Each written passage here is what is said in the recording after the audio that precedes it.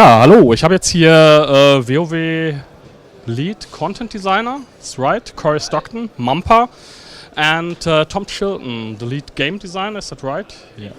Game director, sorry. And we're talking about patch 5.4, basically, and perhaps little other things we can see this. My first question is, we see this awesome cinematic trailer for patch 5.4, and we see Garrosh gone mad, really mad, and any hints for us for the new war chief? Well, I think it'll be exciting. I don't know that I can really give you a spoiler. It wouldn't be very hard to give away. There aren't a lot of different options out there, or at least not ones that would make sense. But I can give the hint that after Garrosh dies, there is a cinematic trailer that plays, an actual cinematic sequence, and players will see how that resolves. And it's slightly different for the Horde and the Alliance. So the Horde version will actually show kind of the process of who the next war chief becomes selected. So those players get to see that, and then I'm sure after the first person kills Garrosh, it'll be up on YouTube within minutes. But we will know after the cinematic who is the new war chief. Yes. Okay, that's interesting.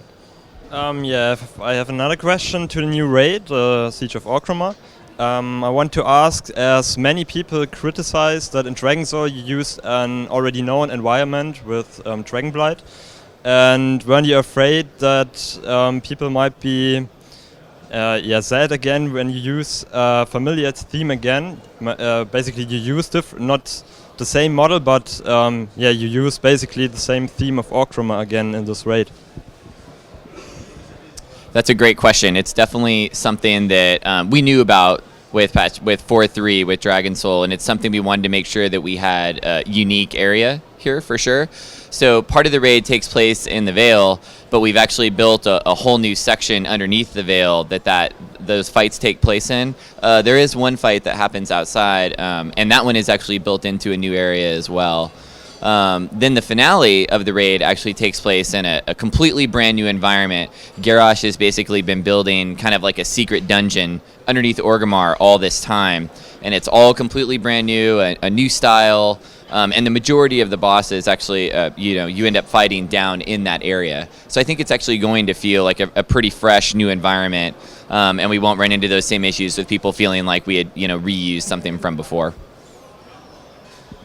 My next question is also for you, I think. In patch 5.2, you use some kind of personal scenarios to tell the story of the Isle of Thunder, and this time we don't see anything outside, also not really anything, outside the raid, the Siege of Orgrimmar, about what the hell is going on in Orgrimmar, and what is the reason behind you should have closed Orgrimmar for a short period of time or something else? No, Orgrimmar will definitely be open to players during the whole time because the raid takes place in its own separate instance. So it's not, you kind of have to accept the fact that it's a little bit of a different time.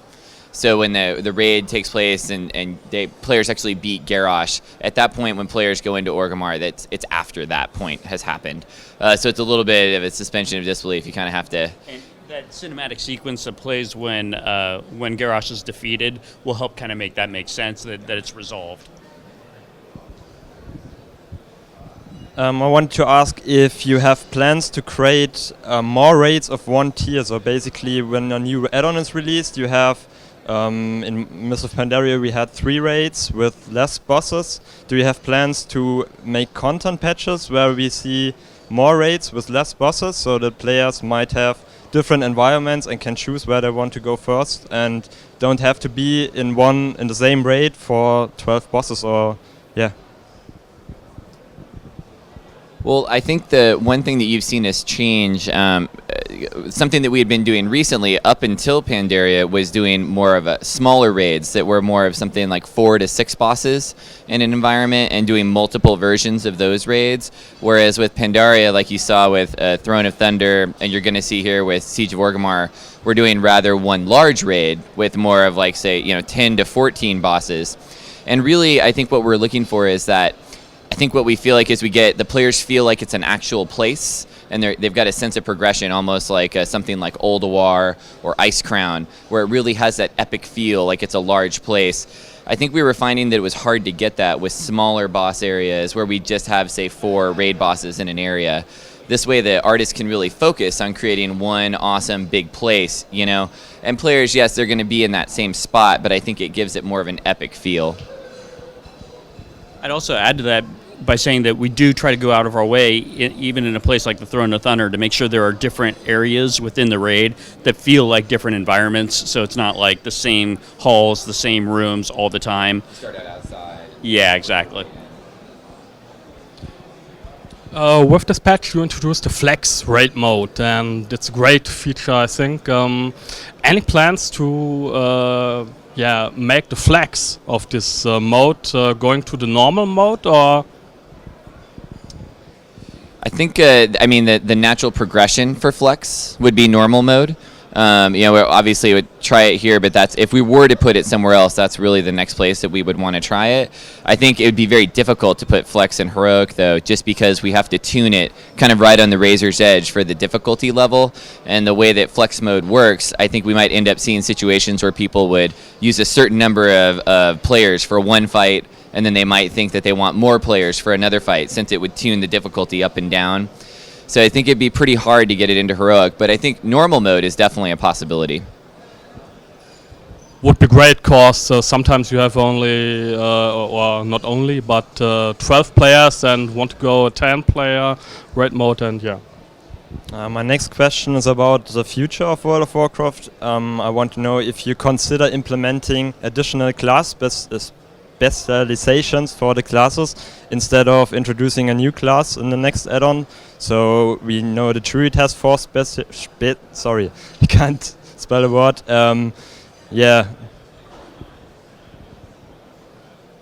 That's definitely an idea that we've considered, adding like a 4th specialization to most of the classes, maybe a 5th for druids or whatever. Right now, it's not something that we're planning to do. We feel like it's already very difficult to keep 3 specializations all being viable and interesting and different from each other. I don't know that we would really improve the game by adding a 4th. I have to imagine that if we added a 4th, we'd run into even more problems of, the mage, whatever the new specialization isn't, interesting and different compared to Fire, Frost, or Arcane. So I think the idea on its surface is very attractive, but the long-term implications for the game probably make it not something that would be good for the game, unless we happen to really identify just the perfect ideas for it, which we haven't yet. The waiting time is for a new expansion is something. It's a big topic. After Deathwing's defeat, we have to wait a really long, nearly a year, I think, and also the same after the death of Arthas. And my question is, do we have to wait another year for a new expansion? I hope not. We are very much focusing on trying to create content more quickly than we have in the past. I think we have seen with Mists of Pandaria that our patch cycle was much faster. 2 months, 3 months, 2 months, 3 months. That is far, far faster than we were ever able to do before. That has a consequence, because that means that the last patch comes earlier than it did in the past, and it means the expansion has to become even earlier in order to not have as long of a delay. We are, the vast majority of the team is actively working on the expansion at this point. So we're fully on the production train of making that happen. We'll get it out as quickly as we can, but quality will still be the most important factor. If I remember correctly, Siege of Orgrimmar is basically a linear raid, so people cannot choose if they want to do boss A or B first. Is there any reason behind that, or do you? Why can players choose which bosses they want to defeat first? I don't think we necessarily feel that non-linear raids are something that we don't ever want to do again. There's benefits and negatives both to a linear and a non-linear raid. In this case, we were really trying to tell a story, through the progression. And so I think it's important for players to play through it in order up to what they're seeing. That the progression of the bosses really kind of spells out what Garrosh has been doing throughout the whole scene, so it makes sense here. But that doesn't mean in other raids in the future that we wouldn't want to do something, say, more like Oldawar, where you could choose which wing you wanted to do, on your way. So I think it just comes down to a matter of what we feel like is right for that specific type of raid. I would add to that I do think that any kind of match-made raids have to stay linear. Like any kind of raid finder raid will have to be linear. You really don't want to be in raid finder and have half the raid arguing that we want to go this way, and the other half of the raid is like, no, we want to go that way. So it's important for those to remain linear. But I think in the future we will be able to do that in a way to where Flex, Normal, and Heroic are non-linear, but raid finder is still linear. You mentioned, Tom, in an interview after the last patch that it would be a cool idea to scale up old content to make it a little bit more attractive with a great group. Can you tell us about your plans? That's something that we did actively work on, and certainly the technology is pretty well in place at this point. We were also expecting to actually get the dungeons to a point where they were scaling. However, we didn't actually end up coming up with a reward scheme that we felt like fit correctly. I think that it's important to remember that today players can go back and do old content by soloing it, and they usually do that to get the transmog gear. And I think if they were going to go back and do it in a true 25-person raid for Black Temple or whatever, as an example, they would have to feel like they were getting something that was useful for it, other than just transmog gear. And we still have to really figure out what the right reward scheme for that is. You don't really want it to compete with the new raid in terms of getting you the best possible gear, but at the same time it has to be worth something. So that's something that we just haven't really resolved yet, and so we won't be seeing the scaling raids until some point in the future. In the last years, players have rotten together on really 2 or 3 big German servers, the Horde on German BlackRock or the Alliance on Equin. You bring up a new feature, it's called virtual servers in the next patch. What? Connected realms, yeah. Can you tell us more about this? Will there be one German connected realms or? Well, we're planning to roll them out very slowly right after we ship patch 5.4. So they'll start out on a small number of realms, and we'll kind of see how it goes, because it's a pretty big feature, so we want to make sure that there's not any bugs and things with it. But the way the feature works is it essentially should be seamless. So to a player that's playing on a connected realm, it should feel like, being able to be in a guild with those players from another realm, or have them on your friends list, things like that should all just feel like they were on the same realm. The goal from our end is that it's virtually seamless. It would just feel like it should work. Also, it's important to remember that we would always keep, the same language servers together and the same type of server. So if there's PvP realms, PvE realms, RP realms, we have to kind of keep all those separated. So it does limit which realms we can put together and which ones we can't. Obviously, we'll look at the German realms and try to find out, the best way we can possibly put them together to keep them at a good population balance, and then also, a good faction balance if possible. Interesting, yeah. The daily quest. I played World of Warcraft since the launch, and with the start of the Burning Crusade, I make a daily quest. And the last time in Mist of Pandaria, I don't like them, really, not more anymore. And you practice with some interesting options, the Battlefield Barons or the Timeless Isle. Can you tell us a little bit more about the intention or future plans? I don't know. Yeah, I think we've seen us since, it's kind of through the cycle of Mists of Pandaria. We've been trying a lot of different ideas with the daily quests. Saw the unlocking in 5.2, Like you mentioned Battlefield Barrens, where it was a little bit more of an open area. And then the Timeless Isle is really something completely different from those even, where it's more of a sense of exploration and discovery. So we really don't direct you to anywhere. We have a few quests that will help guide you to different areas on the island so you can discover those areas. But after that point, it's really up to you what you want to do. There's tons of caves and micros and places to explore, canyons and plateaus. You can walk along the beach, and there's lots of rare spawns. There's treasure chests that can be found hidden. And in some of those ways, they actually start events. So you can interact with something, and it could actually start a whole event that you could do with by solo. Some are with multiple players, some are in groups, and all of those events reward correctly. So meaning that you'd get personal loot from anyone there. So the loot system actually works right. So it means like a player couldn't somehow grief and come up later and steal the loot or anything like that. And it's really something we've been wanting to try for a little while, so we're interested to see how the players react to it, and hopefully they really like it, and it's something that we could improve upon moving towards future expansions.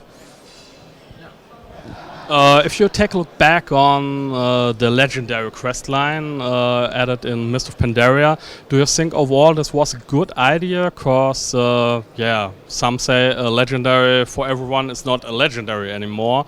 And what are your plans for the next expansion? I certainly think it's true that a legendary for everyone doesn't feel as legendary, but the reality is far fewer people will have this legendary than people think, right? Everybody tends to imagine that, I've been doing this quest line the entire time, therefore everybody has been doing this quest line the entire time, when the reality is the vast majority of players are at different points in the quest line, and a lot of them will probably never even finish it. So I still think that the legendary cape will end up feeling rarer than what people think it will. Yeah, the item shop is some big thing players in Germany discussed in the last few weeks.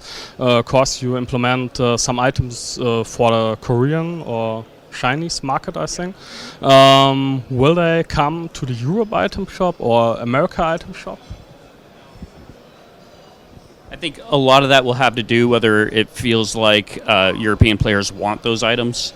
Obviously we'll test them out in Asia first, because over there they're much more accustomed to microtransactions, and they often express that they want things like that.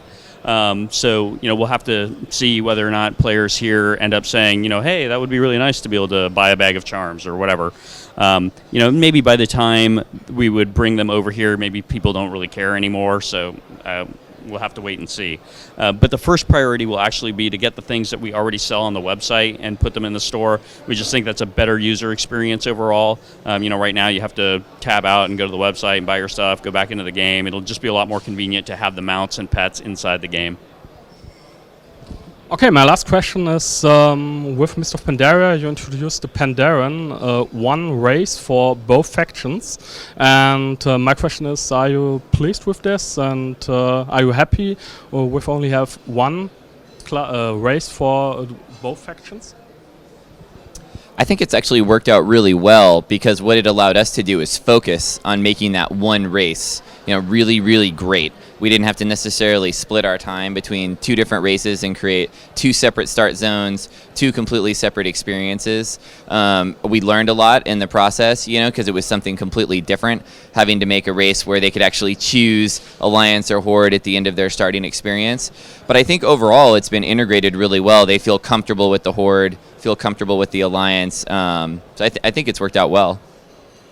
Yeah, I would tend to agree. I think in this particular case, I think if we had only brought Pandaren to one side or the other side probably would have been pretty unhappy about it. There's a lot of demand from both sides for something like this, and to be honest, we've been hearing for a long time that players wanted to see a neutral race, and a lot of players were actually surprised when we didn't do it with the goblins. A lot of players felt like, the goblins should have been on both sides, but can't have it all, I guess. Okay, thank you for the interview, and have a nice rest. Gamescom here in Cologne. We see you on Saturday, I think.